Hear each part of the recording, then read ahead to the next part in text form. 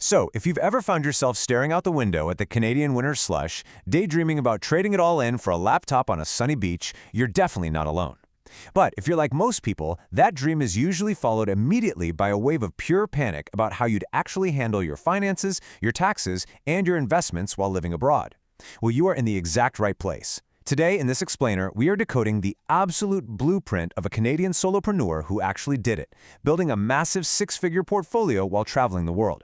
We're going to see exactly how the math, the taxes, and the lifestyle all piece together flawlessly.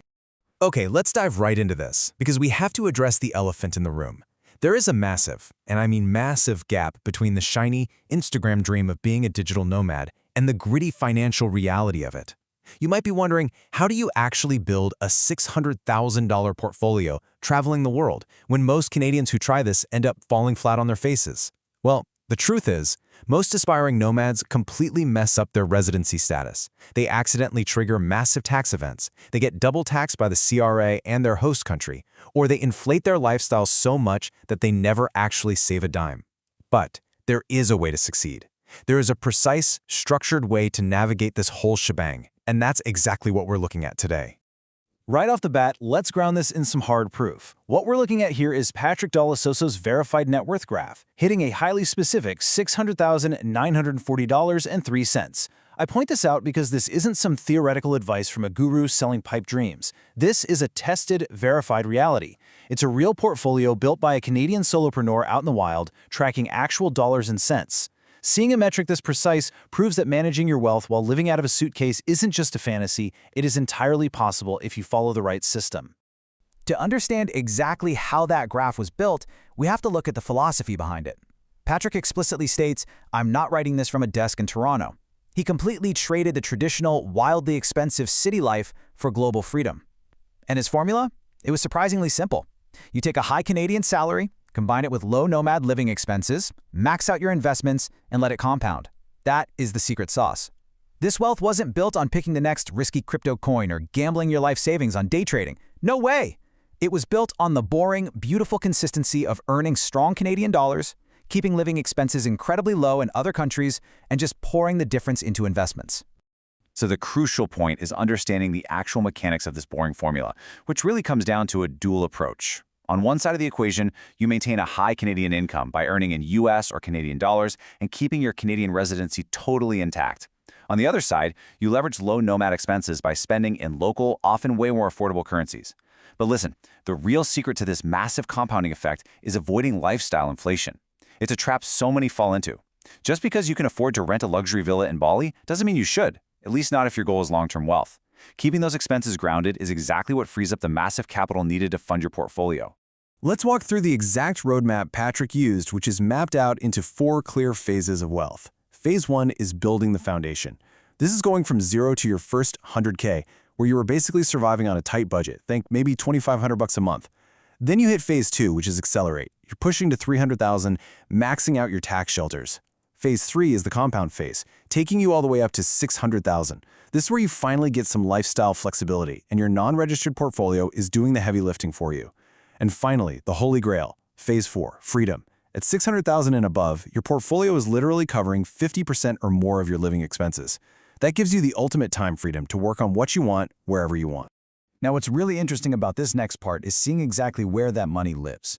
This updated investment breakdown shows an undeniable $765,735 spread across different accounts. I mean, this anchors the whole dream in hard, undeniable numbers. It shows you that as your wealth grows past that initial 600K milestone, it isn't just sitting in a single checking account gathering dust. It's strategically deployed across multiple vehicles to optimize for tax efficiency and growth. And honestly, that is exactly what a smart nomad has to do to protect their money from international tax complications. Breaking those accounts down a little bit further, the absolute heavy hitters here are the TFSA at roughly $179,000, the RRSP sitting at $164,000, and a massive non-registered margin account at $318,000. The golden rule of investing as a digital nomad is simply this: you don't completely overhaul your investments just because you changed locations.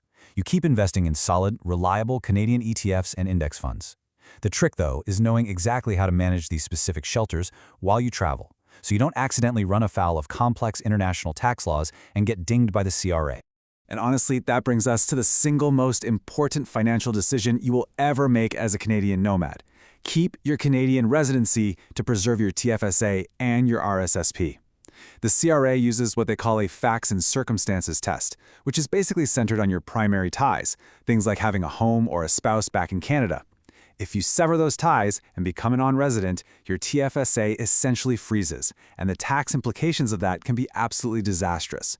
Maintaining your residency is the absolute linchpin to keeping these incredible Canadian tax advantages while you're out exploring the globe. Of course, to make all this work, you need a way to actually move your money around without getting totally crushed by foreign exchange fees. The solution here is this brilliant 3-layer Nomad banking stack.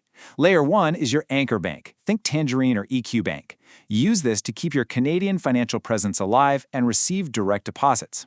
Layer 2 is your multi-currency HUD, and Wise is just the undisputed king here for cheap currency conversions. Finally, Layer 3 is your travel card, like Wealthsimple Cash or Brim. This lets you spend locally with zero foreign exchange fees, whether you're grabbing a coffee in Lisbon or booking a bullet train in Tokyo. You set this whole stack up once, automate it, and it keeps that boring wealth-building formula running silently in the background while you live your life. Now, I'll be honest, figuring all of this out through trial and error with the CRA is incredibly risky. You do not want to be their test subject.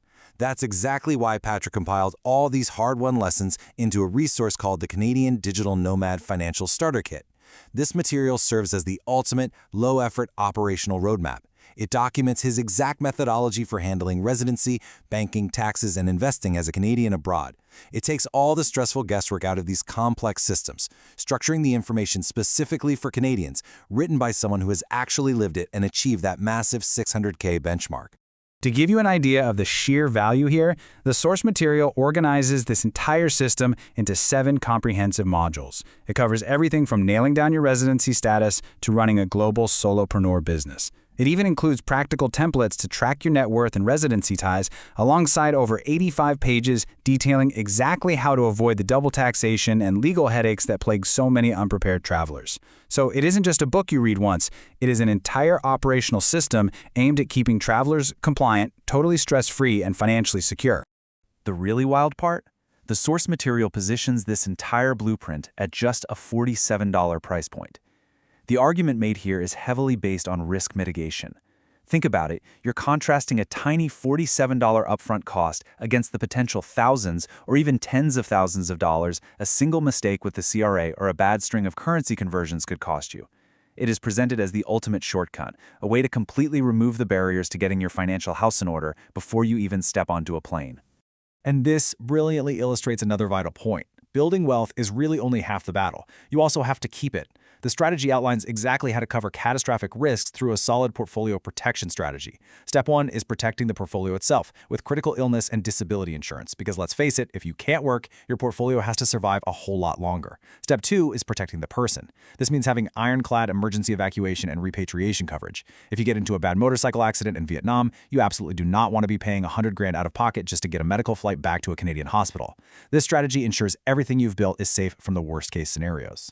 So what does this all mean for you? Well, we arrive at the ultimate question.